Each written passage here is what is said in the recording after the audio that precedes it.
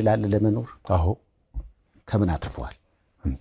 አንተም እኮ ዘገውሃል ሰይፍ። የዛሬ 11 ዓመት ተኩል እንደገና የተፈጠርኩት አሁን እኔ ስንት ዓመት ነው ባል 11 ዓመት ተኩል ምናምን ብል ደስ ይለኛል። ቀኑ ህዳር 7 ነው። ዓመተ ምህረቱ 2007 ነው። ቦታው የረር ስላሴ 7 ነው። ስላሴ 7 ነው የሚውል። በእነዚህ ቀን በስድስት ታሰረልኝ የቅድስት አርሴማ ማለት የክፉ መናፍስት አሰራር በህይወቴ የተቸገርኩበት 7 ጊዜ ጮኸ ውጣ ተብሎ መምህር ግርማ ጋር ረስተዋል 11 ዓመት ተኩል ደውለህ እኮ ጠይቀኝ ነበር። እና እግዚአብሔር ሁለተኛ እድል ለመኖር እድል የሰጠኝ ያ ቀን ነው። ከዛን ቀን በኋላ በህይወቴ ብዙ ነገሮች ተቀይረዋል ከባህሪ ከማንነት ጀምሮ።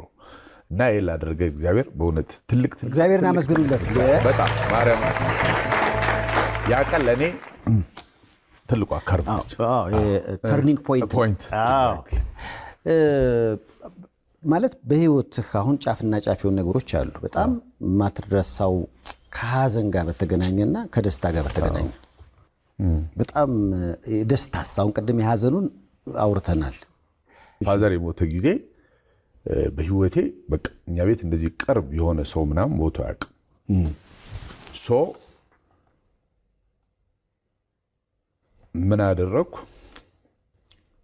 አሁን ሳስበው እንኳን ሞተ እንኳን አልኖረ የዛኔ ማመን አልቻልኩም። ፋዘር እና ማዘር የተጋቡት ያመቱ ሚካኤል ዕለት ነው። ቁረቡ ብያቸው የቆረቡት ያመቱ ሚካኤል ዕለት ነው። እንደገና ፋዘር ያረፈው ያመቱ ሚካኤል ዕለት ነው።